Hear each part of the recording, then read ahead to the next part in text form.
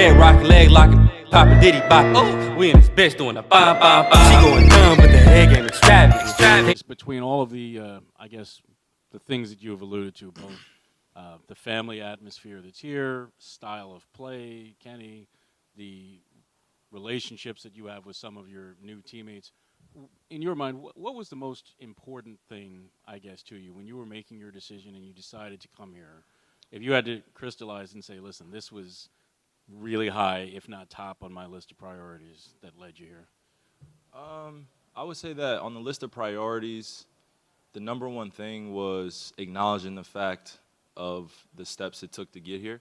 That was the first step, was 8 years of really hammering home being in a team environment, being an NBA basketball player, and trying to be successful at a sport that sometimes, or for the most part, spills over into my personal life, and then allowing that to really put me in a place where I'm able to make a decision for me and my family for the long haul. And you know, like I said, it was very, very trying this whole entire 8 years of being in the NBA and learning as much as I could about the business and personal side of it. So I wanted to remove all of that and really take a step back and not be an advocate for, you know, people not being treated fairly, especially from different outside sources and the way the NBA product works.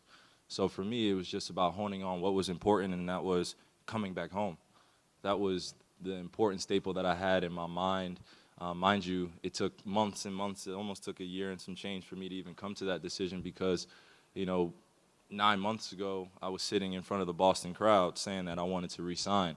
And after that, a lot of things happened in my personal life that really changed the landscape of how I felt about the game of basketball and actually playing it in a team environment. And that really affected me as a human being. And I didn't share it with anyone. I didn't want to come out and say that this is bothering me or I'm in a depression at this point of dealing with the death of my grandfather. So when all this happened and the NBA and the pressures, I put it in quotations, from this basketball game came into free agency and what I was doing with my future, I wanted to dispel all those things, but I don't think I did it in the right way of being honest about how I felt.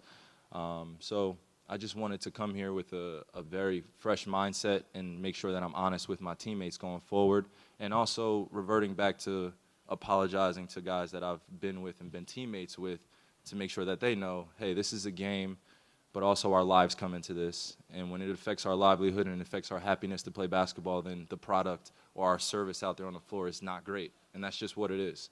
Personal lives, it seems like it's not as important, but in talking in terms about relationships and coaches and all this other stuff that go into the team environment, I think the important thing is to realize that the human being as a basketball player or in any industry struggles as well, dealing with personal issues. So for me, I just wanted to come in with that mentality like, hey, I'm just going to be honest about who I am and what I'm doing going forward and my goals for myself, and then apply that into the environment here that we have in Brooklyn. So